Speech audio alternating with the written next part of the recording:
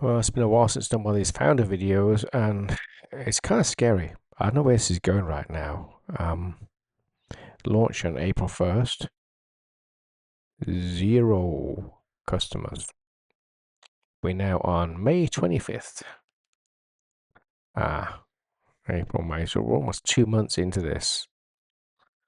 I'm seriously considering pivoting at this point. I'm going through all the motions in my head, but I'm also saying, okay, give it more time because my written plan was don't pivot the business until October. Give it time. Things take time.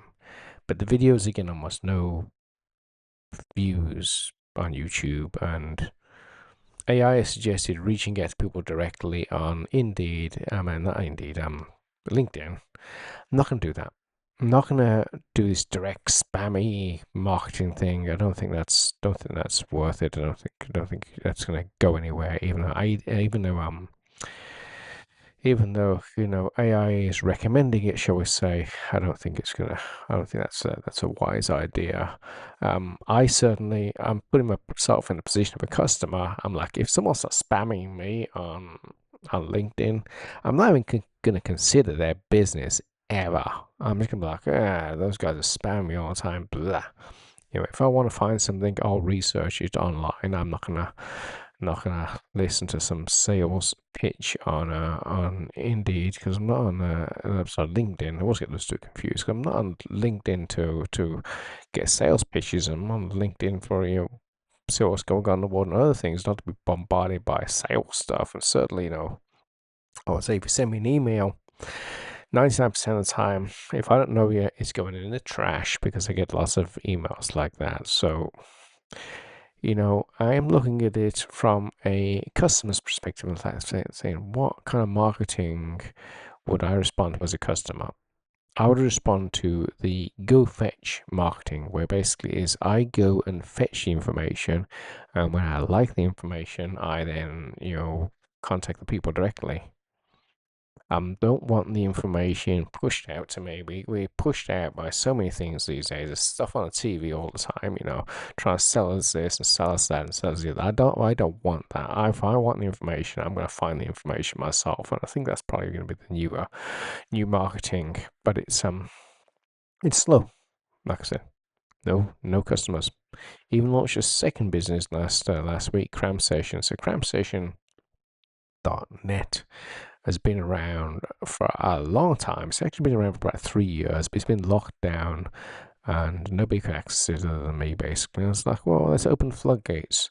So I took some personal notes off Cram Session and then opened the floodgates and said, okay, anybody can register. And we set up it was pretty amazing work actually, set up a registration script last weekend. So we can actually, if you go to Cram Session now and you click join, you can actually join and pay some money and become a paid member of Cram Session. The whole idea behind Cram Session is it's the clean area of the internet, basically. The people on there are vetted, they're approved by us, and they pay their monthly dues to publish papers. So if you want to read something which is authoritative, you Cram Session. Because you don't know who is on Reddit and who is on Stack Overflow and who is on YouTube and all these other sites posting basically garbage.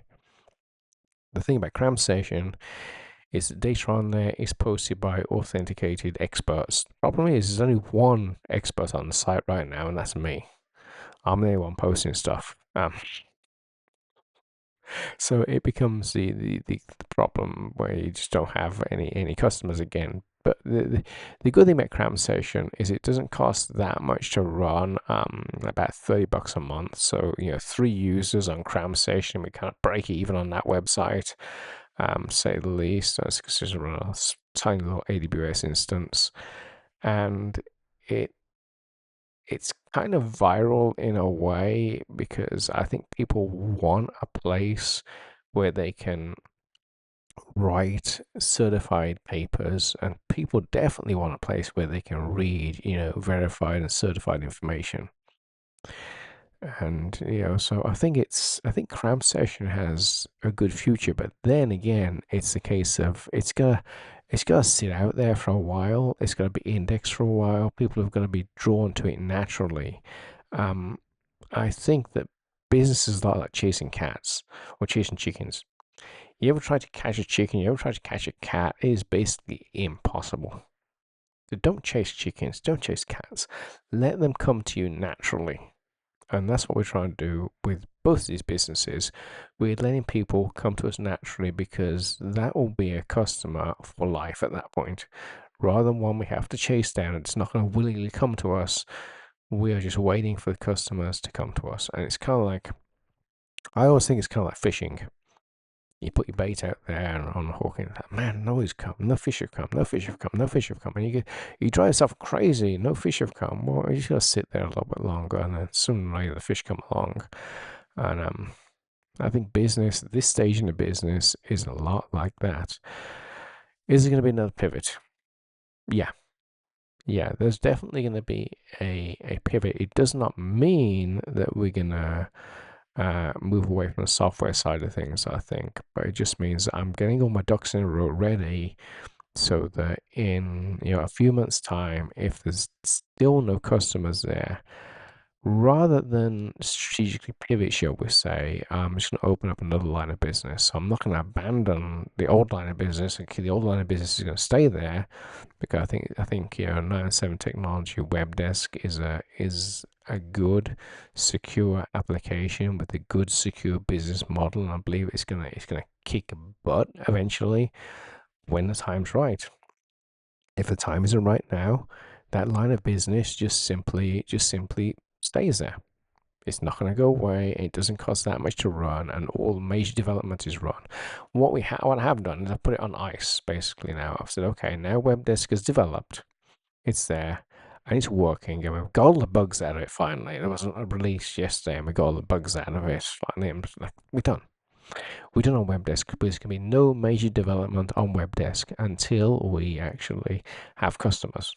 Because what if the customers want a different direction to us? It does not matter what we want and what direction we want to go with the product. What matters is the direction the customer wants to go with the product. So with that in mind, it's not worth spending your cycles developing something which the customer doesn't want. We have a base product out there. We have a minimal viable product out there, which I think the customer likes. I think the customer will love. I love. Now let's just wait for it to catch on, and let's not put any more resources into it until it catches on. If it doesn't catch on, so what? Amazon. I was reading a book for Jeff Bezos the other day. Amazon almost went bankrupt. Now it's probably one of the biggest companies in the world right now. I have to check on that one, but they almost lost it all. So it's every company starts up like that, and I imagine that Jeff Bezos over at Amazon had these kind of same thoughts as me in his early days at the company, but he just held it in there and kept going. And in fact, there was a famous interview. I think Amazon was a couple of years into business. This famous interview where someone asked Jeff Bezos if he knew how to spot profit, because it was so bad at that time that Amazon wasn't even kicking a profit. Same here. We are having no profit whatsoever. I'm having to inject some more cash this week into the business just to keep it afloat. And 907 Technology really is, as far as businesses go, it doesn't require a heck of a lot of money. It's a very lean business, a very lean operational business. That's the way we built it. But even if it still costs $100 a month to run, it's still burning through cash, and it is. And it's structured in such a way that Cram Session also hangs off 907 Technology, so it's good in that respect that everything is kind of consolidated into one group. But still, I think it's going to be a success. I think we're heading down the right road. We have two very divergent businesses, which are also very good businesses. And both of them can essentially make money for nothing. And that's what you want to do. You want to be in a situation where you're making money with your eyes closed. That's the position we want to be in, and I think we're heading that way, especially with our extensive use of AI and everything else. And I think we're heading that way. I think by Christmas, I'm going to be watching these videos and laughing my butt off at how worried I was, but definitely right now. May 25th, Memorial Day, 2026. I'm worried. No customers, no signs of customers, no downloads, very few watches of the videos. All the signals are saying, eh.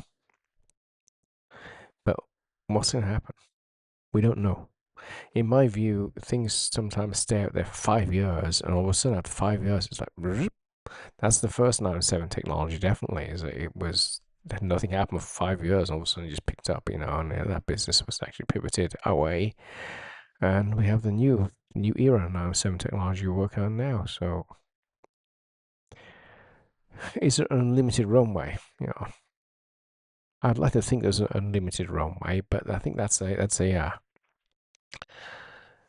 is a fallacy. There is never such a thing as an unlimited runway in business. You think you have an unlimited runway, but you just don't know where the end is. At some point in business, you are going to reach a point where it is not sustainable.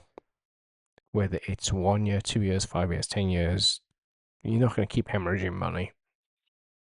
So I like to think I have an unlimited runway, but I know it's not. I think the runway is about 1 year long, and I'll be doubtful if we don't have any customers in a year, what's going to happen with these businesses. So we'll see. It's changing times.